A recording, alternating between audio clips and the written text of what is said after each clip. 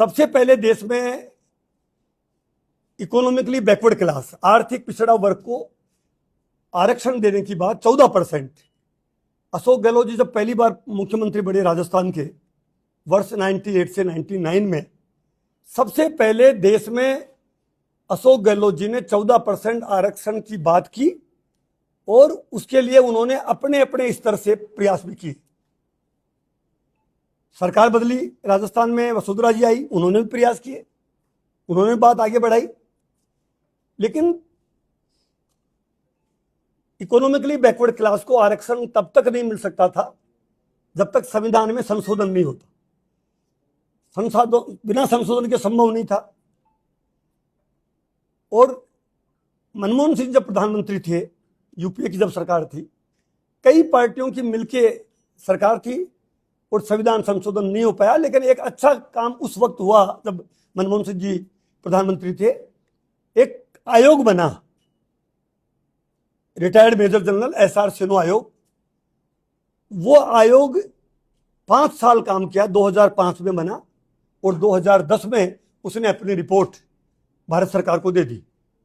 लेकिन जैसा मैंने आपको कहा कि आयोग ने रिपोर्ट दे दी, वो रिपोर्ट आप अगर देखेंगे तो वो आपके जो सोशल मीडिया पे एआई से, चैट जीपीटी से मैं जो बोल रहा हूं वो रिपोर्ट आपको मिल जाएगी।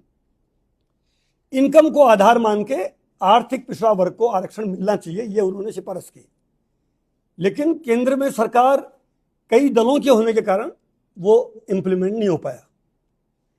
2014 में नरेंद्र मोदी जी के नेतृत्व में पहली बार देश में पूर्ण बहुमत की सरकार बनी, कई सालों बाद 2014 में बनी और 2019 तक यानी 5 साल तक पूर्ण बहुमत की सरकार होने के बाद भी 2014 से 19 तक भी इकोनॉमिक बैकवर्ड क्लास को जो सिन्हा आयोग ने रिकमेंड कर दी थी वो भी लागू नहीं कर पाए। लेकिन हमें खुशी है कि 19 जनवरी को प्रधानमंत्री नरेंद्र मोदी जी ने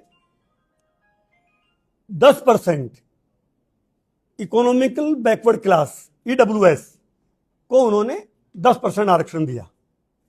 हालांकि जैसा मैंने कहा कि 14% आरक्षण देने की बात अशोक गहलोत जी ने कही थी, तो 14 से घटा के 10% किया।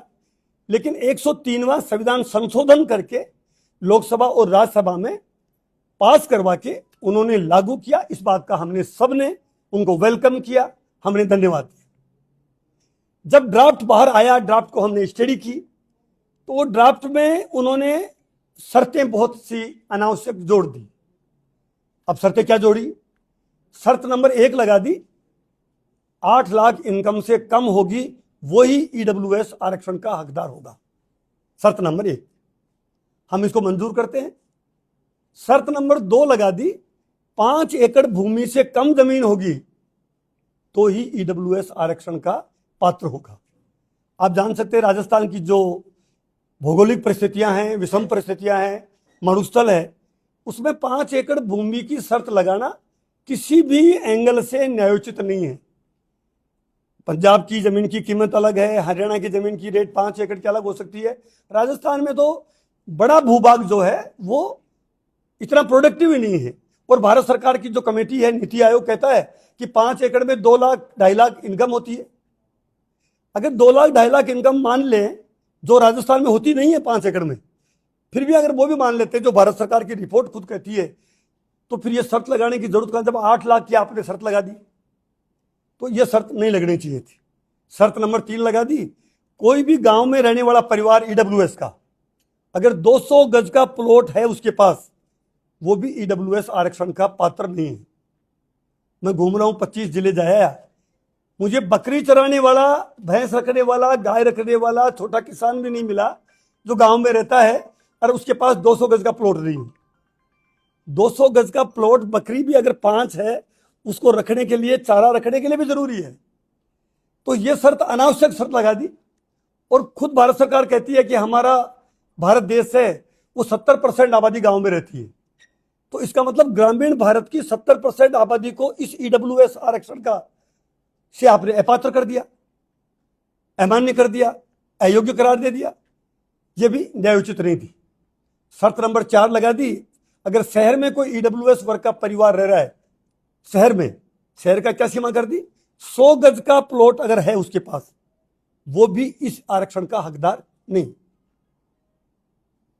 अब आप बताइए, सिरोही की रेट अलग है, शिवगंज में 100 गज की अलग रेट है, जोधपुर की अलग रेट है, जयपुर में 100 गज की और ज़्यादा रेट है, गुड़गांव में अगर 100 गज है तो उसकी और ज़्यादा रेट हो सकती है।